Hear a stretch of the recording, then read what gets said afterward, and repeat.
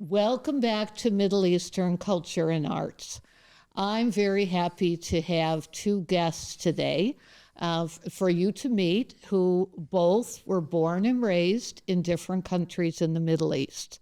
And I have asked them to come together and have a conversation. And this, in and of itself, might be enough for you to say, I need to learn more about what's going on in the countries throughout the Middle East. I hope so. And they are both women, colleagues, and friends. I feel very honored to have them both here with me today. I'm going to ask them to briefly introduce themselves, and then I'm going to talk a bit more about what we're going to do today. Elahi and Dorit, please take a minute. The students have met you, but give them a chance to refresh their memories. Thank you. Thank you for this conversation. My name is Elahi Amani. I was born and raised in Iran and then came to United States for postgraduate studies and been back to Iran, back to US, and so I served California State University for 31 years as lecturer in Women Studies program and director of student technology. And I'm a mediator, I'm a gender equality activist, and I love arts, and sometimes I do art. Beautiful, thank you. Dorit. Yes, hi, thank you for inviting me, and hi, Elahi. Hi, Dorit. My name is Dorit Sipis. I was born in Tel Aviv, Israel in 1951, so I would be considered the first generation Israeli. My family were refugees to Israel from Ukraine and Poland. We moved when I was 8 to Montreal, Canada. So I did all my public schooling in Montreal, Canada.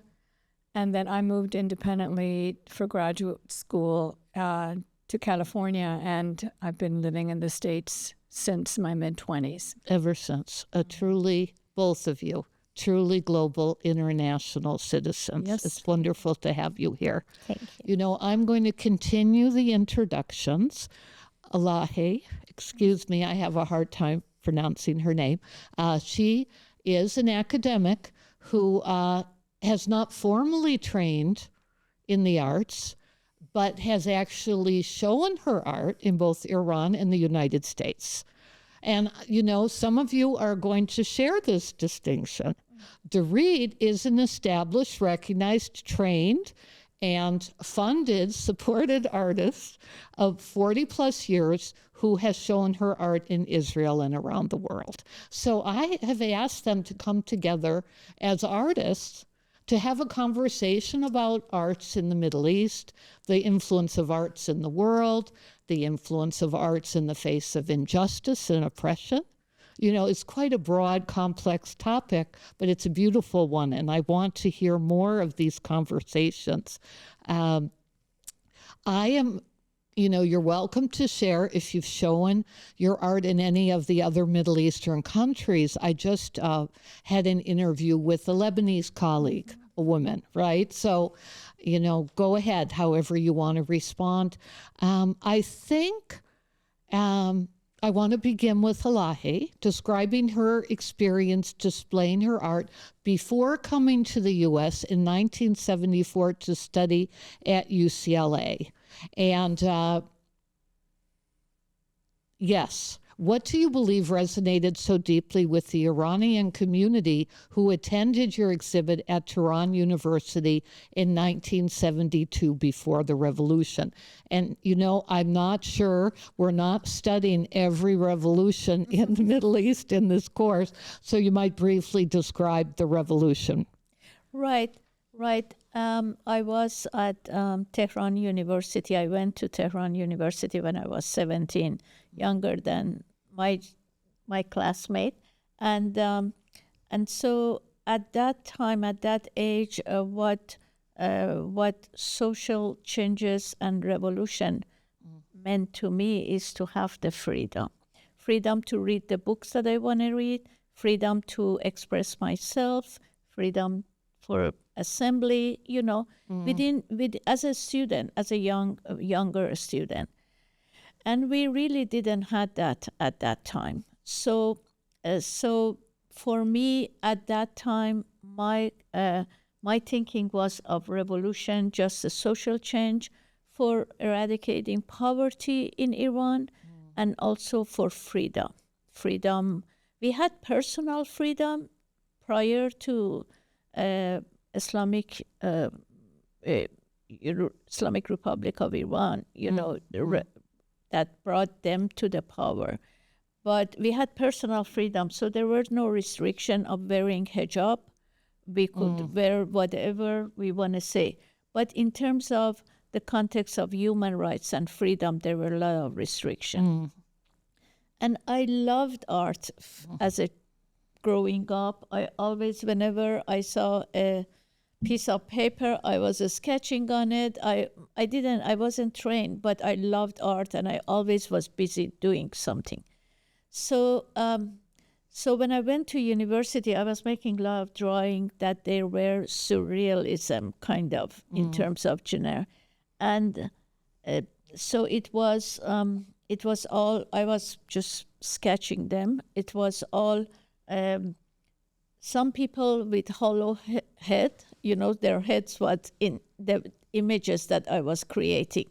And then some, and they were, for me, they were representing the position of power.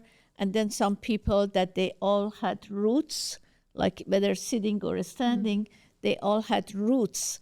And those were the opposition in the way I displayed those images. So I had maybe 50, 60 of these drawing. And one of my friends that she ended up now still in Chicago, she's a lawyer. She said, Elahe, we have to display this. I said, these are just nothing. And she said, no, there is a message, we have to display it. So she went and we had to get permission from secret police to have an exhibition at that time. So we went there and they said, oh, you want to show these? These are not art. These are not. And she was speaking on my behalf. She said, yes, we want to show this. So they gave us a place, and very simple, we displayed those drawings. And it was packed because the message in those really drawing that someone might question to be an art event was packed with people coming and going, and it was really above and beyond my imagination. So it resonated with the feeling of other students at the time. So they even restricted. They said only a student can come because ordinary people heard about it and they were going to come and see. And everybody was asking, what do you mean by this? So it was surrealism. Wow. So that was, and then I couldn't bring those drawings with me. I don't have it because of all the restriction and checkings and other things. So I don't know where they are, but it's not with me here. Just 2 of them, I was able to bring it here, 2 of those drawings. You didn't happen to bring them with you today? No, I didn't. Well, that's okay. We never planned for that, but wow, what an amazing experience of expressing what was within you and connecting so deeply. Right. Let's see, you then came to, you were involved. Okay, you were also involved with the theater group as a set designer, which led to an interesting encounter with authorities in Iran. Yes. What do you think was the reason that the theater group's activities were perceived as threatening to the authorities at that time? Yeah.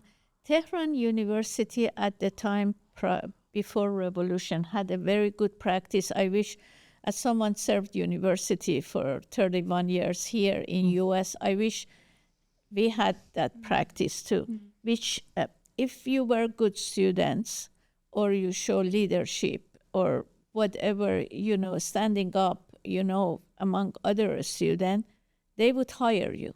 So after I graduated from Tehran University, they hired me, and then for 1 year I was working at a school of law, and then I came to US. But during that 1 year, I was at university and, love connection.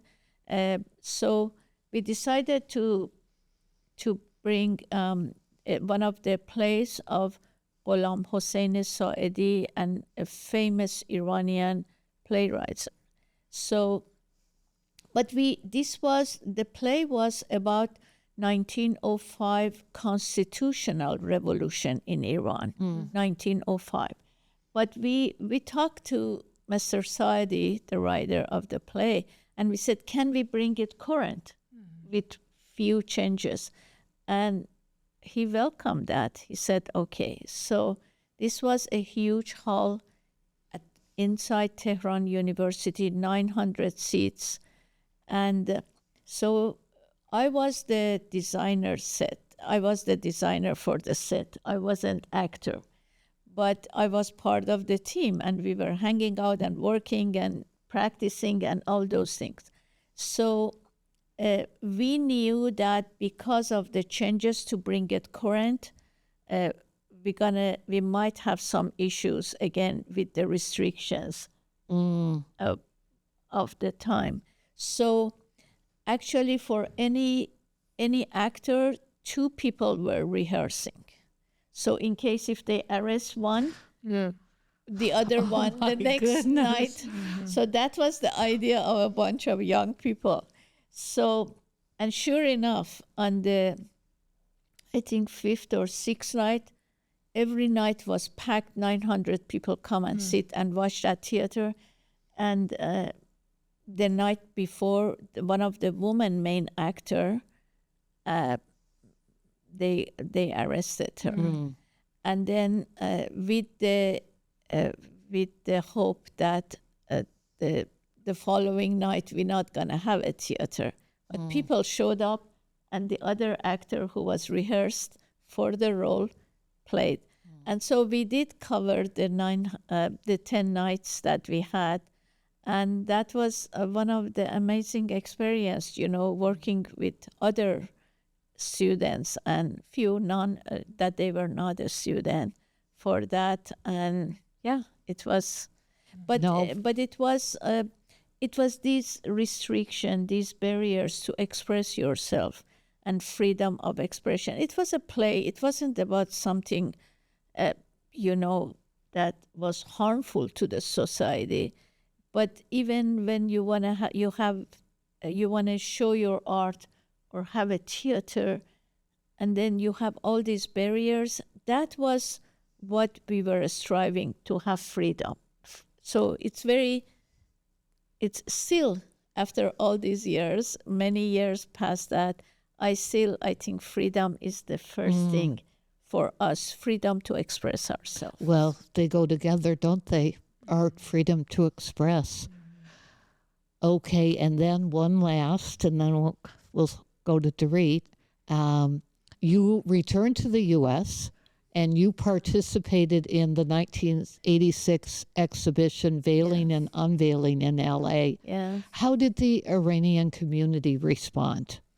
Yeah, that was also, I never, and I think I shared this with my longtime friend Dorit, I never claimed to be an artist, maybe because I never I never trained, or, everything is organic for me, doing art. Well, let me ask Dorit, who will be talking, but do you see her as an artist? Of course. Yes, of course. I do very much too. I don't think formal recognition or training. That's been my feeling. I never. So when this exhibition about veiling and unveiling, which was the compulsory hijab in Iran after revolution, was something that from day one, women resisted that. And I was the first 5 years of revolution. I was in Tehran, so we were doing different things. Actually, the first protest in Iran after revolution was on March 8th, International Women's Day, in Tehran by women, because they were resisting in compulsory hijab. So, hijab was a sensitive issue for Iranian community in diaspora in Los Angeles. So a group decided to have a group show, art show, for underveiling and unveiling. And I wasn't submitting. I was doing, again, some, not sketches, but a little bit more surrealism designs and art. So someone said, Elahe, why you're not submitting this? I said, no, this is for professional artists, and I'm not that. So I was resisting. But someone convinced me, there is a group, there is an advisory that they're going to select the art. It's not like whoever submitted their work are being selected. So let them decide whether they want to select your art. So I did submit 4 pieces.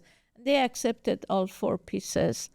And it was a very exciting time because, again, it was like we shared the feeling. We all are taking a stand for women have the right to choose what they want to wear. You know, I think hijab or non-hijab, it should be a choice of women. And so, and there were all the artists in that exhibition were not women. There were many Iranian men also. Their work was part in that art show in Los Angeles. I don't know if I've had the opportunity to talk to my students about, the diaspora in Los Angeles, because they are studying here, Little Iran around the UCLA community. Yes. And, I have heard there are more Israelis in LA except for any other place. Israel has the most, but LA has the second most. So my students, I hope they feel encouraged to be exploring and getting to know communities that are very close to home. Absolutely. Los Angeles, I didn't know about Israelis that they have the highest concentration in Southern California.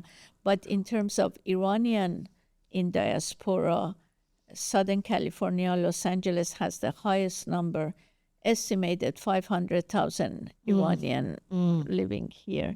So that's so it was well received. Anne-Marie O'Connor, one of the LA Times really prestigious writers, wrote a whole page about this art exhibition in LA Times. Oh, I'm sure. What a powerful exhibit. Yeah, a lot of interview because I was a woman activist too about issues in Iran.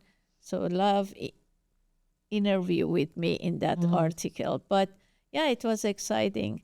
Now, haven't had any other exhibition. Well, here's the last question. What if you were to present these exhibitions, both of them, today in Tehran? What do you think would happen? How would authorities respond? I think both exhibitions would be underground because the people in position of power don't have any tolerance for freedom of expression. And probably the one that was well received by women was veiling and unveiling, because the challenges that women, ordinary women, younger women, mostly younger people, Gen Z and Gen Alpha, they are really, regardless of what the Islamic Republic of Iran is doing, what the people of position of power, how much money they're investing to force people to wear hijab in public spheres, people resisting that. They're resisting, yes, we see it. So it would be well received, and it would be a lot of arrests, a lot of detention. Well, thank you. Dorit, have you had similar experiences? This is a big question, but I gave you advance notice. Have you had any similar experiences exhibiting your art? And I know you've been an artist for many, many years, so don't feel like you need to be comprehensive. But listening to her exhibits, what comes to mind for you? Yes, thank you. Thank you for elaborating too, Elahe. So my experience in terms of exhibiting in Israel, I exhibited there in 2003, the first time and the only time, at a gallery in Tel Aviv. It was a kind of a major installation that I did there. And it was not without tensions. I originally proposed, they sought me out, and I originally proposed another installation that I had been working on since 2001 here in California. You know, when we first met was right, I think 2002, 2003. Yes, that's right. And here's my memory, and I'm sure this relates to this. Yes. You had sculpted with clay. What do you call it when you work? Heads of people in clay. Both Israeli and Palestinian. Maybe you had not done the heads yourself. I don't remember. But when you showed us these figures, no one could distinguish between Palestinian and Israeli. They looked like the same people. That is my memory. It was very distinctive. And we had a Palestinian woman with us at Pepperdine in the Strauss Institute. Do you remember her? Yes, okay. So anyways, you're bringing back memories of our first meeting. Is So that related? Let me take you a little bit okay. back from your memory, because I saw an image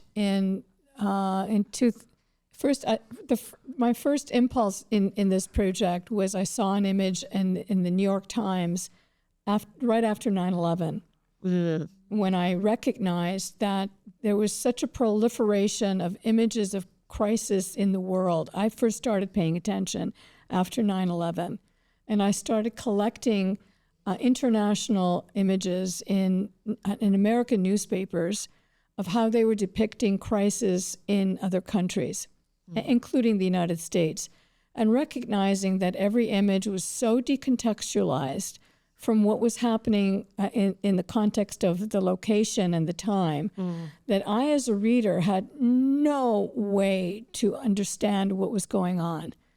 That I could not, except for projection and my own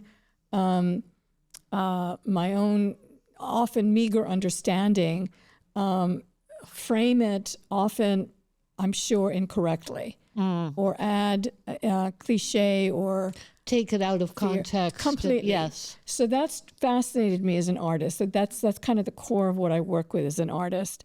And I started collecting these images. And the first image was of Dr. Irma Rodriguez, a Mexican forensic scientist, indigenous Mexican woman, who was the lead forensic scientist on the case of the missing really girls that were 18 years and younger, who were found mutilated in the deserts around Juarez.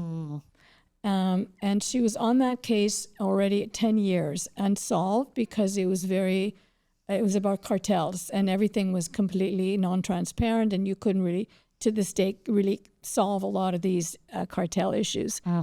It's very wired into the politics of Mexico. So why she was in the newspaper at that time in 2001 was her husband and her daughter were murdered in Juarez that summer by the cartel, because she was on to them and they wanted to silence her. So this was the article in the newspaper, and the image that accompanied the story was of Irma sculpting a head of Mexican oil clay, a head of a disappeared person. And that was what she was known for sculpting she's a sculptor, she's an artist. Yes.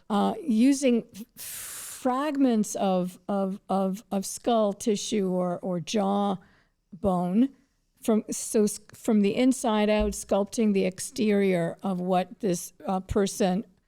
So she was doing this even with her husband and her own child. Yes, but the image was not of her husband and child. It was just an image of her working as a forensic scientist. But I was so moved by her ability to bring a disappeared person back to life through representation, through an aesthetic model, that she wasn't doing it as art. She was doing it as a forensic scientist. I was recognizing it as an extraordinary capacity. And within 3 months, there was another image, because I was looking now at media a lot, looking at images of crisis. There was another image that took my attention immediately, and it was the cover of Newsweek magazine. And it was an image of a Palestinian and a Jewish Israeli girl. They're both 17 years old. It was the first time a Palestinian had detonated a woman had detonated herself, and it resulted in her and this other girl's death, just the two of them. And they uncannily, they were the same body size, the same height, the same constitution, and both Semitic. They both looked like they could be my daughters or my cousins, or they were both in my family. You could not tell one from the other, and I was so moved by that I decided several months later to write a letter to Dr. Irma Rodriguez in Mexico. She had moved to Chihuahua, and ask her if she would do a project with me.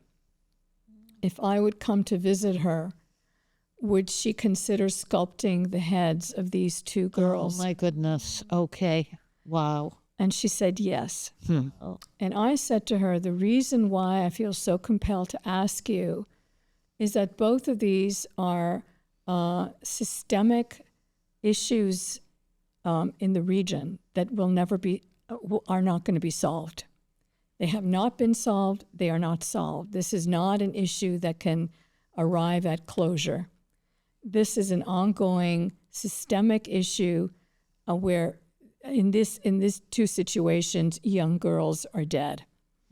And identify, it doesn't matter to me whether they're Mexican or Middle Eastern, this is a human tragedy. Right. And identify with you. And I wonder if you identify with me. She said yes. So I went to Chihuahua and I lived with her for a week. And she was the lead sculptor, and I worked with her because she had never worked from the outside in. She never worked from a picture. She always worked from something interior. The pieces, yes. So I worked with her because I said I am most interested in their gaze. My question when I saw their image on the front of Newsweek, of course, they never stood next to each other. This was a manufactured image. And their gaze, they both were looking in different places. They weren't like us sitting staged together. And I immediately wondered if I could get their eyes to meet, a rhetorical question, would they recognize the other? Or would they recognize themselves in the other? And that to me was a huge a rhetorical question about identity and about enemies. You often can't see that in the enemy there's a mirror of you. There's something mirroring. So I'm talking very philosophically, metaphorically, psycho-socially, but I'm arriving at an aesthetic question. Right. And so that's where those heads, those clay heads, came from. Oh, were you able to take them So to Israel? That's yes. Okay. So I wanted to bring them to the gallery in Tel Aviv.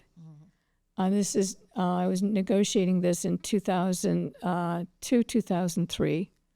I sent them the images, and they immediately called me back and said, "Oh my God, don't you dare bring those.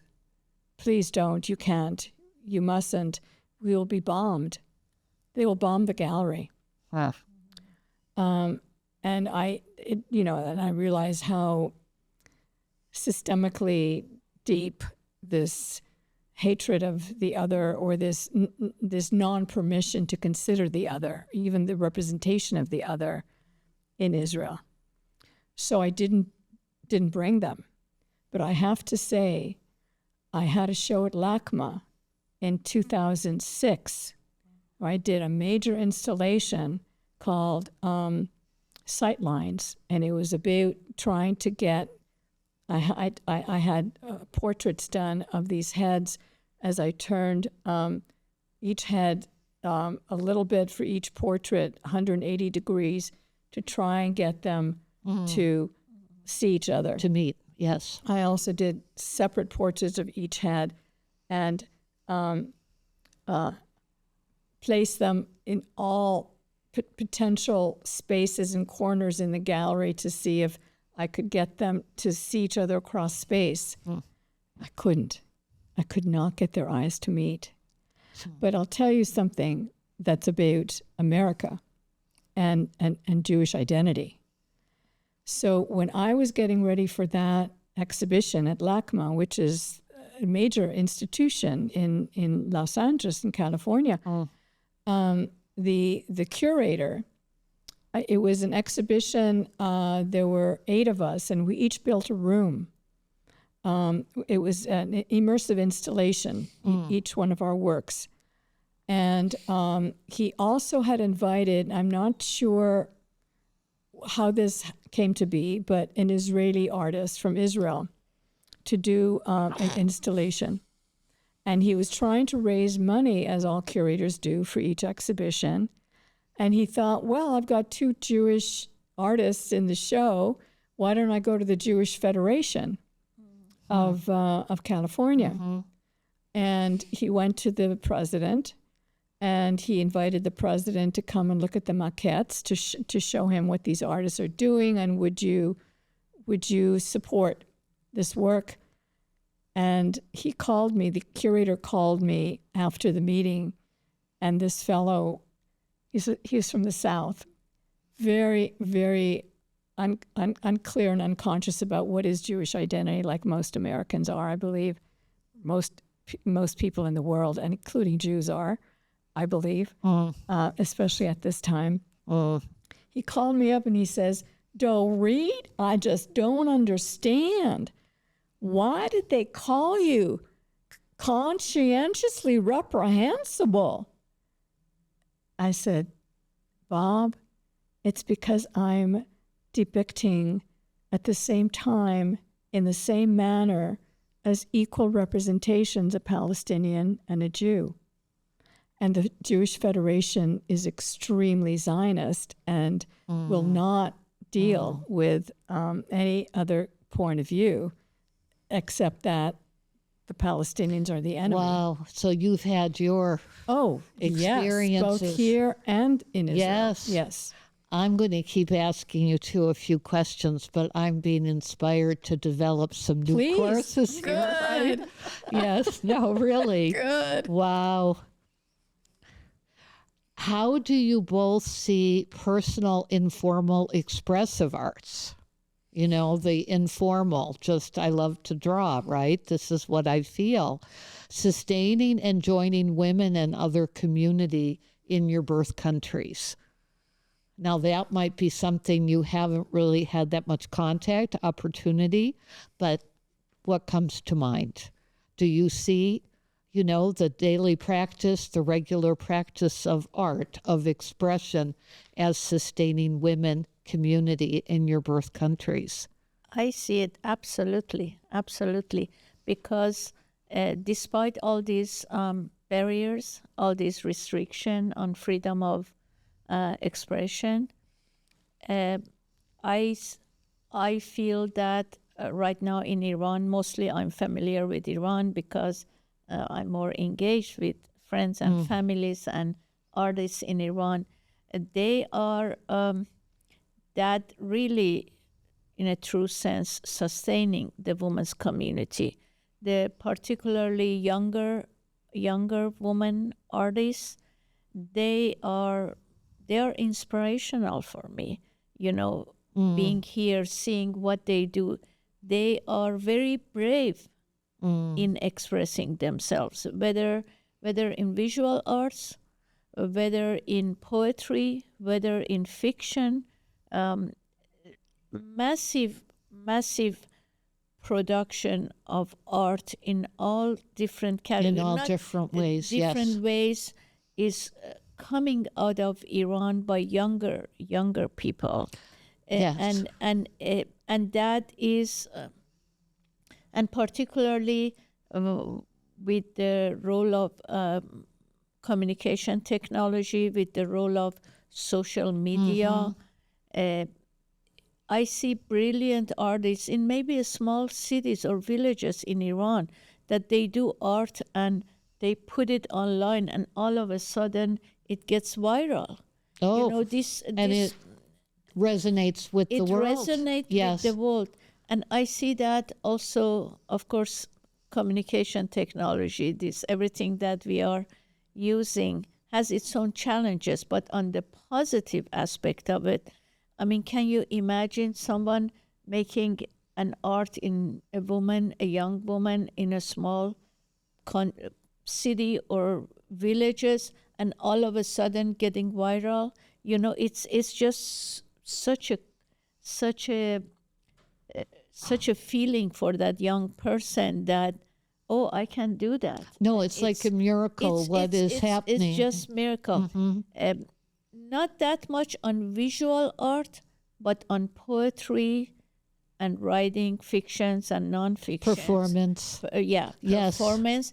They are more, the people in position of power in Iran are more sensitive to those. For example, there are cases that the blog of a young woman has been taken down. There are cases that women singing, because in Iran, women are not allowed to sing. People do that, and they get in trouble, but still they do it. Like a group of young people go to the rooftop of a high-rise and create musics without hijab. They sing and play. No, they're fearless. They're fearless. Yes. In a true sense, they're fearless. And they get, or something that happened last year, which was really mind-boggling. A young woman, not everybody knew her. I didn't know her. A young woman with the dressing like you and me, without hijab, with 3 music players. They went to a very historical place in Iran at a time that nobody was there. And she sang. There was no audience. And she put it online. Oh, my God. It was viral. It was so woman art has the potential to sustain and encourage and inspire woman community. Definitely, I see that in. Yes, with the arts.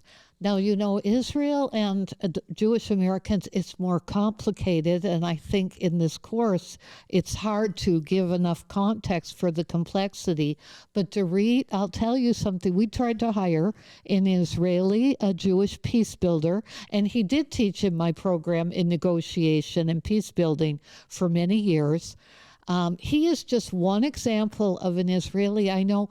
Their daughters are all becoming artists, it's like there's a trend, not that they are becoming Jewish Israeli artists, they are becoming international global artists. I find it very intriguing how they're going to different parts of the world and developing their art, but I don't see what I just heard, the type of art that has so threatened Jews in LA and also Israelis, the type that you have done that, helps them see a mirror of themselves. So I'm curious, what do you see among the youth or and you talk about the diaspora? I'm not an expert on the youth of Israel, at all. I'm aware of many artists, professional artists that come out of Israel or show, have developed it. Israel has a very artistic culture, no question.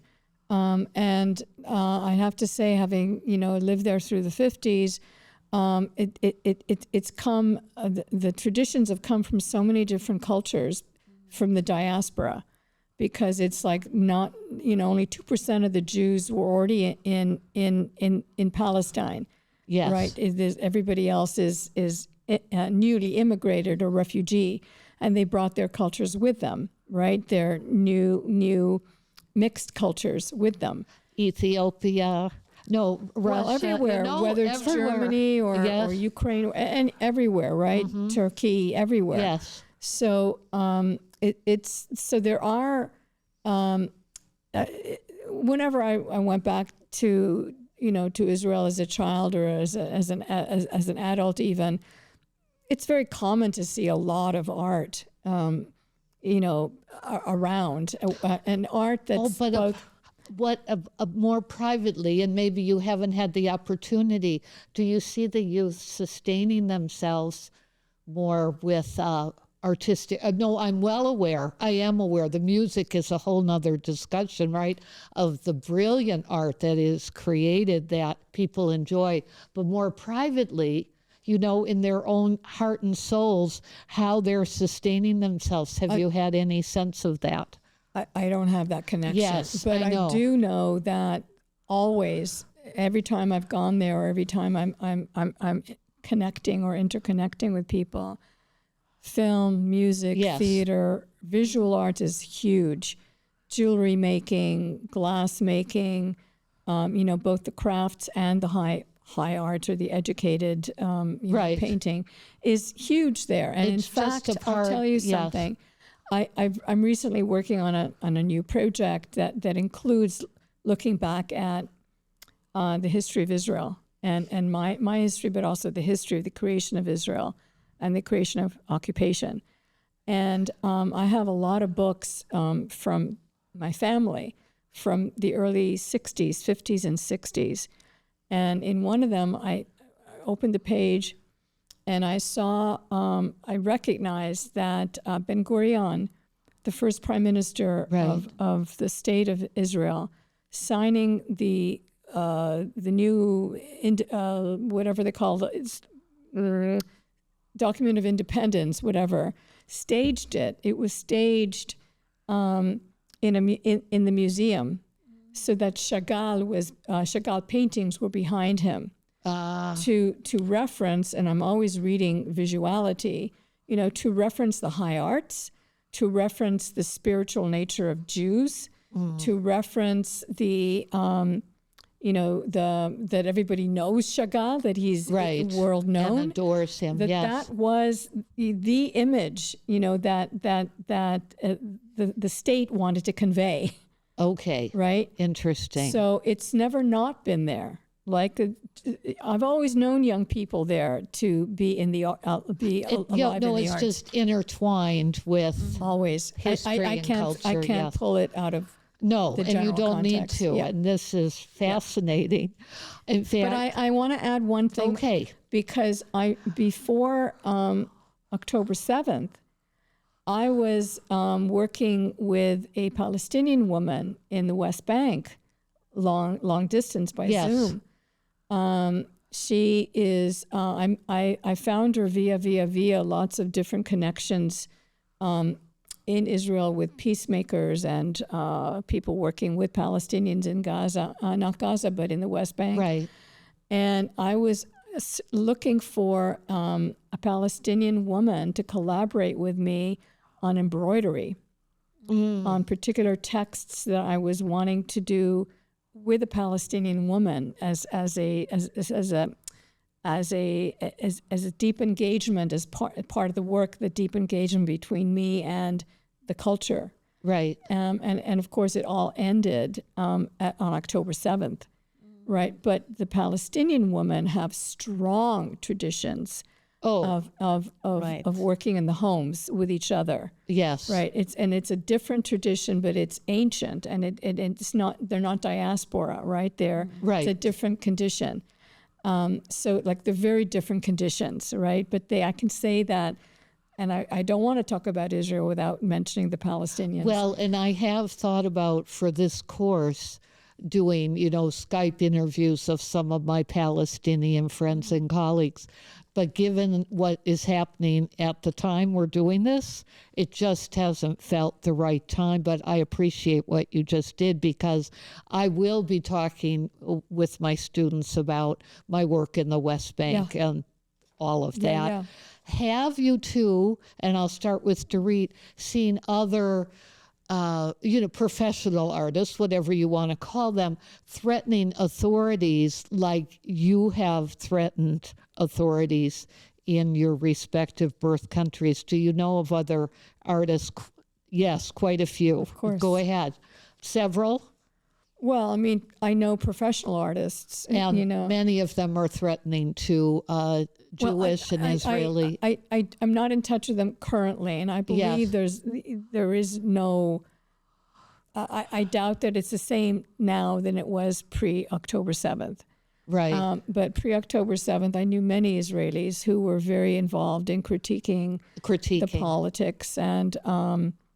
Whether metaphorically or directly. So and film. They're known for their films that are highly critical. Yes. I know a woman who grew up in Neve Shalom Achat Salam, which is the only bicultural village in Israel, a Palestinian and Israeli, that was brought together by a monk from the ancient Christian village that I used to visit as a child in the Judean hills, hundreds and hundreds of years old.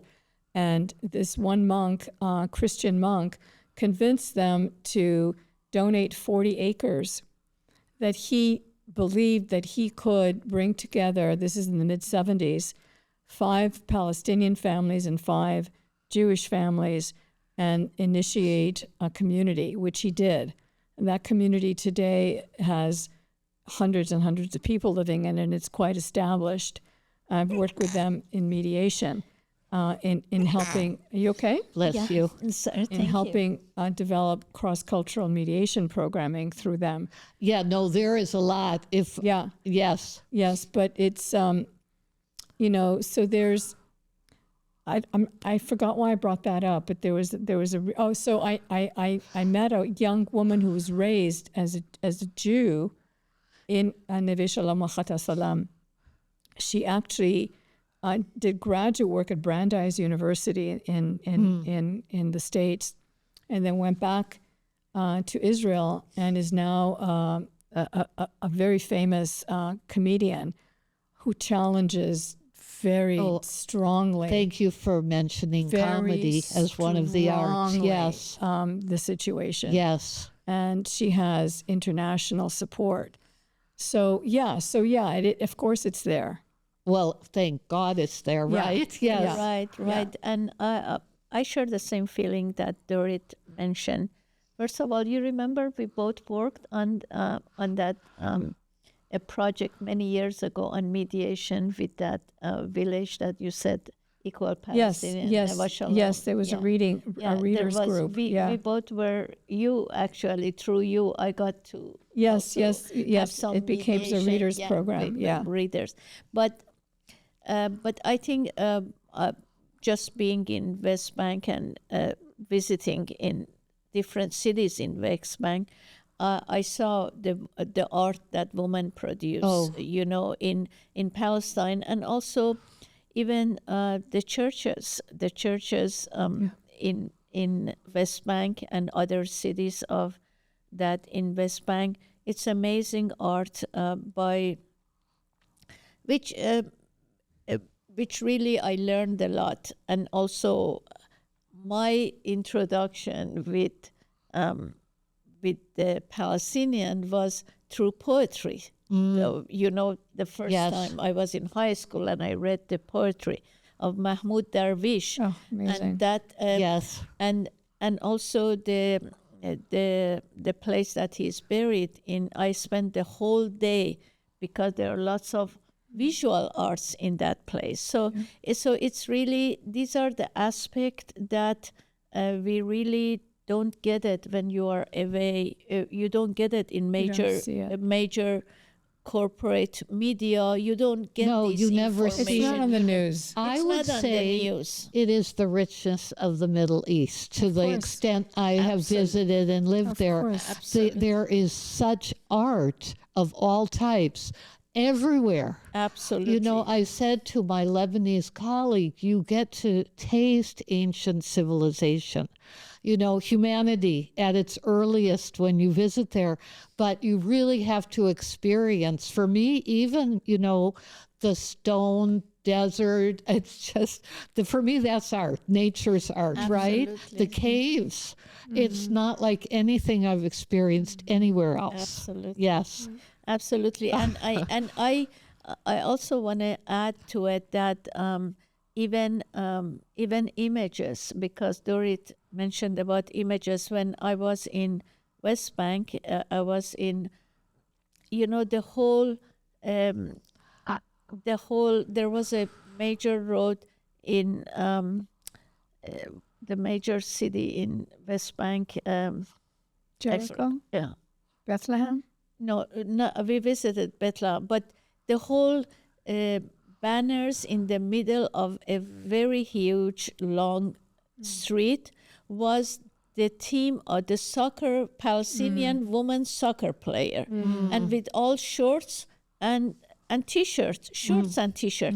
And so I took picture because it even challenged the perception of Iranian living in Los Angeles in diaspora. They said, "Is this Palestine?" I said, "Yes," because when we simplify That's right. a complex question, it fits the mind of people, but it's always wrong because It's there is always so limited. much limited Yes. because there is so much complexity. The same way that images may be coming from Iran, everybody think until woman life freedom in Iran 3 years ago, that the generation of my daughters and my son identify it because they said they were the same thing, they listened to the same music, they share so many cultural identity with that generation. Whereas before that, in the images coming from Middle East, different countries, including Iran, they were all women with hijab, very submissive, not an Right. agent of change. But the woman life freedom in Iran, which I believe it's an inspiring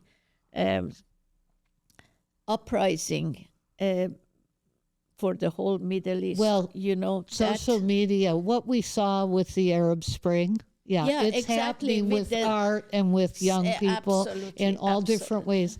One of this broadcasting studio, the staff enabled me to, after I left the West Bank, to create a course on the culture of peace. That's what they wanted. Why they would ask an American professor to create a course on the culture of peace.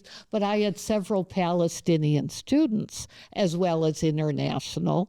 I did not have an Israeli Jewish student, but there were faculty. That was good enough for me.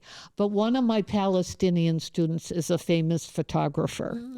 And the images that are able to be shared, you don't need to say a thing, right? You right. just share those images. Absolutely. Now- A picture speaks 1,000 words. Yes, exactly. Now, I'm almost there, I think. This has been such a rich conversation. Okay, well then I'll ask the final question, and both of you can say whatever you want to wrap this conversation up. I usually have a few students who are students of art and design in my classes, and I often have most every class students from countries throughout the Middle East: Egypt, Jordan, Iran, Lebanon. Occasionally, I have a Jewish student and even a Jewish colleague. I want Dominguez to have more, right? Is there anything else you'd like to say to my students as you wrap up our conversation today? Dorit, you want to go first?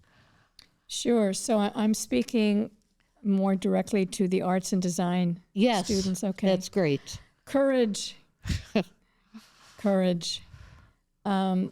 It's not easy. It really is not easy being an artist, number one, period, professionally, as if that's your main avocation.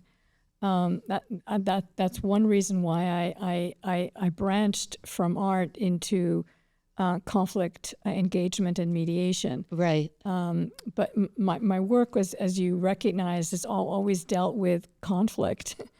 So it was a made natural sense. pathway. I wanted to understand You've conflict. also taught. Many writers also do this. Yes. They will teach. Absolutely. Yes. But also don't get stuck.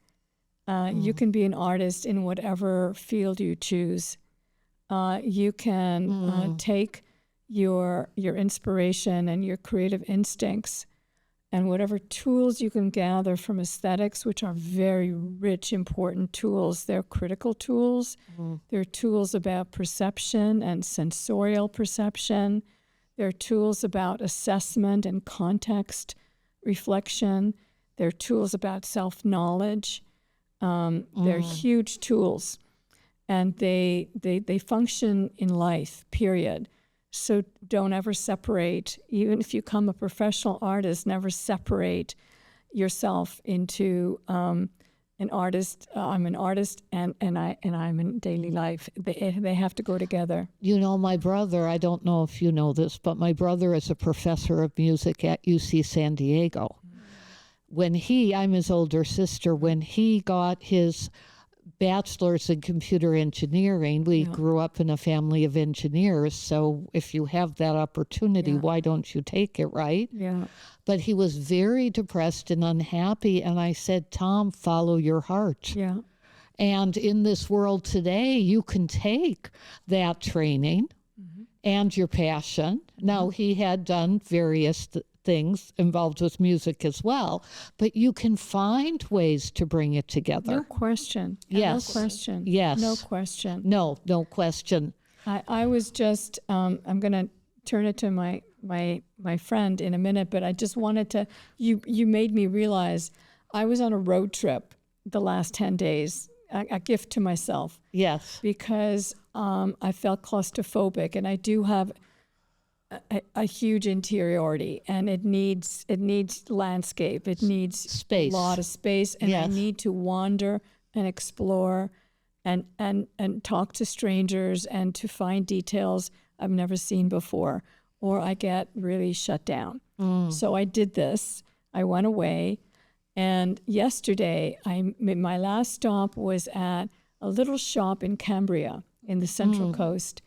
And I'd never been there before, and I noticed that it had somebody's eye was exceptional in choosing what was in that shop, because I'm a bit of a snob because I really do look critically.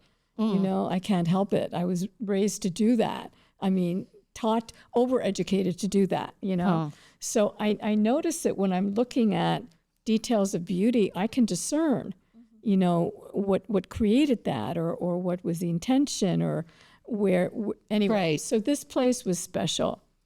And I started to overhear a conversation between two elder people, the proprietor of the shop and another person.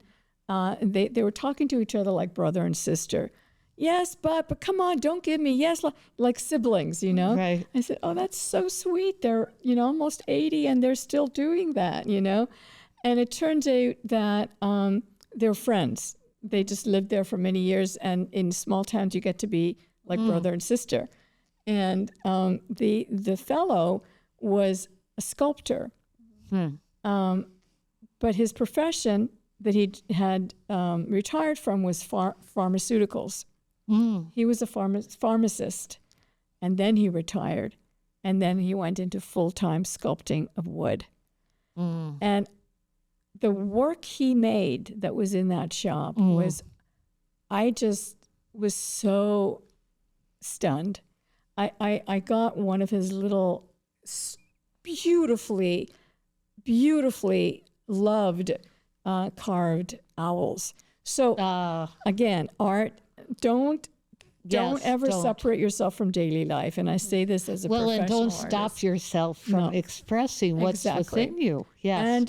And if you're in a politically charged moment, find a way. You have to go like this. You have to find the crevice underneath. Don't do this. Go like this, hold it, and you'll find a crevice to enter.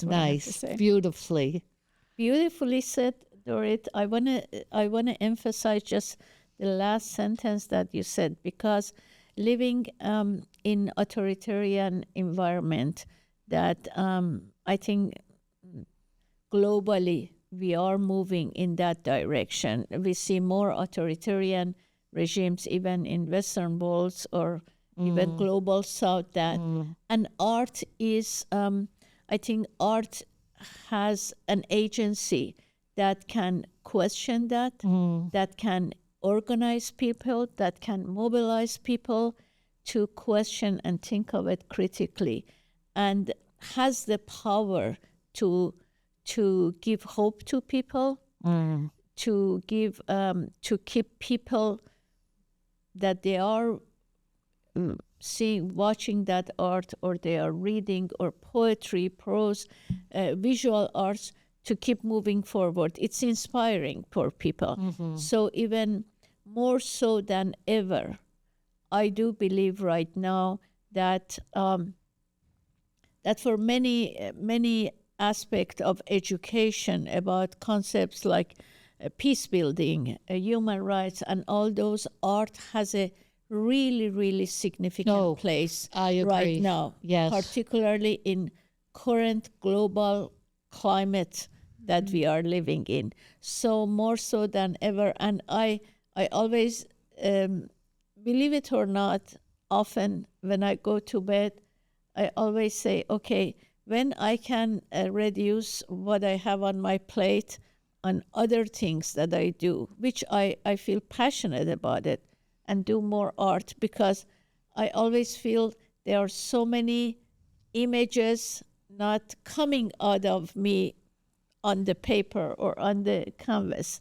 So I always hope that I carve more time for myself, just to express myself, in an art form, not necessarily to show it to people or for any other reason, just yourself, for myself. Yes. And I think I owe it to myself to give myself that opportunity. But I do value and put emphasis on the art, particularly in current, not only in United States, but in many places, including Iran. I think artists have the power to do things in the same way that Dorit was saying, find a way to express it. And I do believe in that. And I think it's very, very important. Thank you both. Wow. Really wonderful to bring you together for this conversation.